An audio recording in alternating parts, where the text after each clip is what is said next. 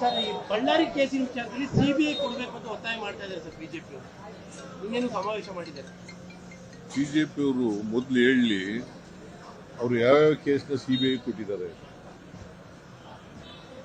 ಮೊದಲು ಅವ್ರು ಹೇಳಬೇಕು. ಹಿಂದೆ ನಾವು ವಿರೋಧ ಪಕ್ಷದಲ್ಲಿದ್ದಾಗ ಅವರು ಅಧಿಕಾರದಲ್ಲಿದ್ದಾಗ ಯಾವ್ಯಾವ ಕೇಸ್ಗಳನ್ನ ಸಿಬಿಐ ಕೊಟ್ಟಿದ್ದಾರೆ ಯಾವ್ದಾದ್ರು ಕೇಸ್ನ ಮತ್ತೆ ಅವ್ರಿಗೆ ಯಾವ ನೈತಿಕ ಹಕ್ಕಿದೆ ಹೇಳಲಿಕ್ಕೆ?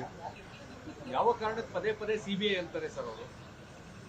ಅವರು ಅಧಿಕಾರದಲ್ಲಿ ಇದ್ದಾಗ ಕೊಟ್ಟಿದ್ರೆ ಎಲ್ಲಾ ಕೇಸ್ಗಳು ನಾವು ಡಿಮ್ಯಾಂಡ್ ಮಾಡೋದಲ್ಲ, ಆ ಕೇಸ್ಗಳನ್ನೆಲ್ಲ ಕೊಟ್ಟಿದ್ರೆ ಅವ್ರಿಗೆ ನೈತಿಕತೆ ಇರ್ತಿತ್ತು.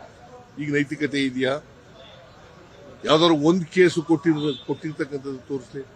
ನಾನ್ ಚೀಫ್ ಮಿನಿಸ್ಟರ್ ಇರುವಾಗ ಅನೇಕ ಕೇಸ್ಗಳನ್ನ, ಸುಮಾರು 7-8 ಕೇಸ್ಗಳನ್ನ ಸಿಬಿಐ ಕೊಟ್ಟಿದ್ದೀನಿ. ಇವ್ರು ಕೊಟ್ಟಿದ್ದಾರ? ಜಾರ್ಜ್ ಕೇಸ್ ಕೊಟ್ಟಿದ್ದೀನಿ, ಲಾಟ್ರಿ ಕೇಸ್ ಕೊಟ್ಟಿದ್ದೀನಿ, ಸೌಜನ್ಯ ಕೇಸ್ ಕೊಟ್ಟಿದ್ದೀನಿ, ಉತ್ತರ ಕನ್ನಡ ಜಿಲ್ಲೆಯಲ್ಲಿ ಕೊಟ್ಟಿದ್ದೀನಿ. ಇವ್ರು ಯಾವ್ದು ಕೊಟ್ಟಿದ್ದಾರೆ? ಯಾವ್ದಾದ್ರು ಒಂದು ಕೇಸ್, ಇಂಥ ಕೇಸ್ ಕೊಟ್ಟಿದ್ದೀನಿ. ಜನಾಂದೋಲನ ಮಾಡ್ತೀವಿ ಅದೇ ಕೇಸ್ ಇಟ್ಕೊಂಡು ಇಡೀ ರಾಜ್ಯಾದ್ಯಂತ ಮಾಡ್ಲಿ. ಅವರು ಈಗ ಆಂದೋಲನ ಮಾಡ್ಲಿಕ್ಕೆ ಅವ್ರ ಪಾರ್ಟಿ ಸೇರುತ್ತೆ.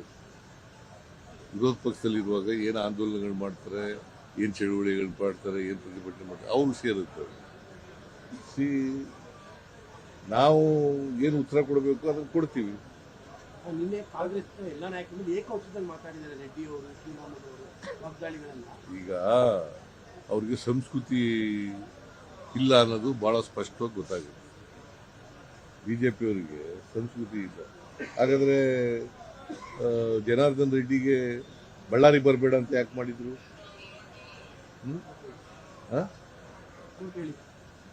ಬಳ್ಳಾರಿ ರಿಪಬ್ಲಿಕ್ ಆಫ್ ಬಳ್ಳಾರಿ ಅಂತ ಮಾಡಿದವ್ರು ಯಾರು ಬರೆದಿದ್ದದು? ಸಂತೋಷ್ ಹೆಗ್ಡೆಯವರು ಲೋಕಾಯುಕ್ತರಾಗಿದ್ದಾಗ ವರದಿ ಕೊಟ್ಟಿದ್ದಾರೆ. ರಿಪಬ್ಲಿಕ್ ಆಫ್ ಬಳ್ಳಾರಿ ಅಂತ ಬರೆದವ್ರು ಯಾರು? ಯಾರಿಂದ ಆದ್ದು ರಿಪಬ್ಲಿಕ್ ಆಫ್ ಬಳ್ಳಾರಿ? ಇವ್ರು ಜನಾರ್ದನ್ ರೆಡ್ಡಿ ಅಲ್ಲ. ಇವ್ರಿಗೆ ಪ್ರಜಾಪ್ರಭುತ್ವದಲ್ಲಿ ನಂಬಿಕೆ ಇಲ್ಲ, ಸರ್ವಾಧಿಕಾರದಲ್ಲಿ ನಂಬಿಕೆ ಇದೆ ಅಂತ ಅನ್ನೋದಕ್ಕೆ ಒಂದು ಉದಾಹರಣೆ.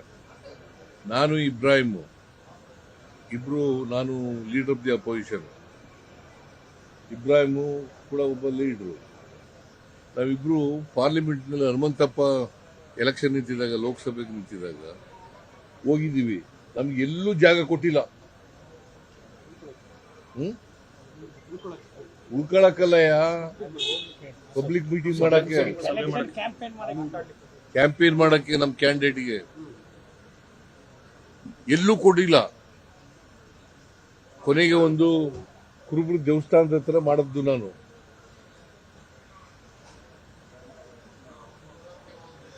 ಅವ್ರಿಗೆ ಪ್ರಜಾಪ್ರಭುತ್ವದಲ್ಲಿ ನಂಬಿಕೆ ಇಲ್ಲ,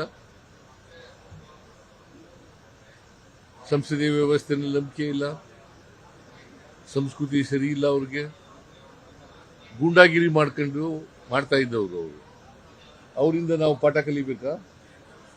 ರಿಪಬ್ಲಿಕನ್ ಕಾಂಗ್ರೆಸ್ ಮಾಡಿದ್ದಾರೆ ಅಂತೀರಾ? ರಿಪಬ್ಲಿಕನ್ ಆಫ್ ಕರ್ನಾಟಕ ಮಾಡ್ಕೊಂಡ್ಬಿಟ್ಟಿದೆ ಕಾಂಗ್ರೆಸ್. ನಾವು ಕಾಂಗ್ರೆಸ್ ಪಕ್ಷ ಯಾವಾಗಲೂ ಕೂಡ ಪ್ರಜಾಪ್ರಭುತ್ವದಲ್ಲಿ ನಂಬಿಕೆ ಇಟ್ಕೊಂಡಿರ್ತಕ್ಕಂಥವ್ರು, ಸಂವಿಧಾನದಲ್ಲಿ ನಂಬಿಕೆ ಇಟ್ಕೊಂಡಿರ್ತಕ್ಕಂಥವ್ರು. ಗೊತ್ತಾಯ್ತಾ? ಸಂವಿಧಾನದ ಆಶಯಗಳಲ್ಲಿ ನಂಬಿಕೆ ಇಟ್ಕೊಂಡಿರ್ತಕ್ಕಂಥವ್ರು, ಸಂವಿಧಾನ ಜಾರಿ ಮಾಡಬೇಕು ಅಂತ ಇರ್ತಕ್ಕಂಥವ್ರು. ರಾಜಕೀಯ ಉದ್ದೇಶ, ರಾಜಕೀಯ ಲಾಭಕ್ಕೋಸ್ಕರ ಈ ತರ ಮಾಡ್ತಾ ಇದ್ದಾರೆ ಸಮಾವೇಶ ಅಂತ ಅನ್ಸುತ್ತಾ? ಬೇರೆ ಇನ್ನೇನಿದೆ? ರಾಜಕೀಯ ಉದ್ದೇಶ ಬಿಟ್ರೆ ಇನ್ನೇನಿದೆ?